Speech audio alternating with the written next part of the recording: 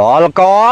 ថៃយកទៅបង្ហោះផ្អើលបាក់ទឹកបាក់ដីទៀតឯបាទនេះគឺជាគ្រឿងចាក់កងកម្លាំងយោធាកម្ពុជាយើងបាទដល់ក៏គ្រឿងចាក់ដូចថាទំនើបតាន់សម័យហួសបាទគេទៅយើងទាហានការពារប្រទេសជាតិការពារទឹកដីមួយទាំងមូលចាញ់អុកញ៉ាបាទអុកញ៉ាទៅគំតិចផ្ទះប្រជាពលរដ្ឋយកទឹកយកដីក៏មានគ្រឿងចាក់មានអាស្កាមានអីទៅរុញគំតិចគំទីបាទដល់តាទាហានការបាទបងប្អូនទាំងអស់គ្នាបាទខ្ញុំឃើញវីដេអូនេះខ្ញុំសូមនិយាយបន្តិចបងប្អូនបាទលើសខុសខ្វះខាតអីសូមបងប្អូនអធិស្ឋានណាដោយសារខ្ញុំឃើញវីដេអូនេះមានចៅសៀមនឹងវាសើចចំអកបាទដល់ការយើងឃើញមើលទៅគេសើចចំអកយើងមានការយិនខ្មាស់នឹង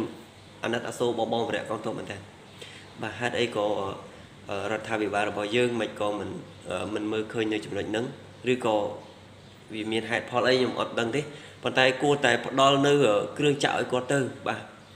ហើយគ្រឿងចាក់នៅស្រុកខ្មែរយើងច្រើនណាស់អុកញ៉ាមិនក៏មិនជួយបាទមើលឃើញផងបាទ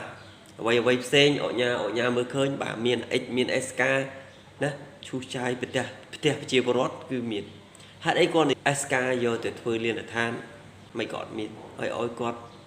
សម័យនេះឲ្យគាត់ប្រើចោបប្រើវិគីទៅធ្វើទៀតបាទហាក់ដូចជាវាយឺតយ៉ាវខ្ញុំនិយាយមកថាវាយឺតយ៉ាវពេកហើយបាទសកម្មភាពយើងធ្វើនឹងដៃនឹងកម្លាំងរបស់យើងនេះវាយឺតយ៉ាវពេកហើយសម័យនេះហើយណាហើយមើលទៅដល់កងទ័ពថៃគេប្រើរបស់អីខ្លះបាទយើងវាដូចជាបាទវាអត់ទាន់សម័យវាអត់អាប់ដេតអីសោះបងបាទមិនថាខ្ញុំរិះគន់រដ្ឋាភិបាលទេប៉ុន្តែខ្ញុំឃើញបាទវាសម័យនេះហើយគួរតែទុកពេលវេលានឹងទុកកម្លាំងរបស់គាត់នឹងទុកឲ្យគាត់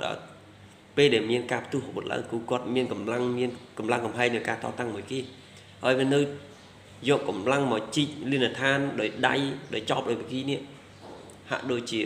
បំបាក់កម្លាំងគាត់បាត់ហើយមានកម្លាំងណាតទល់ជាមួយសត្រូវឆ្លាយទៅធ្វើលានដ្ឋានរាប់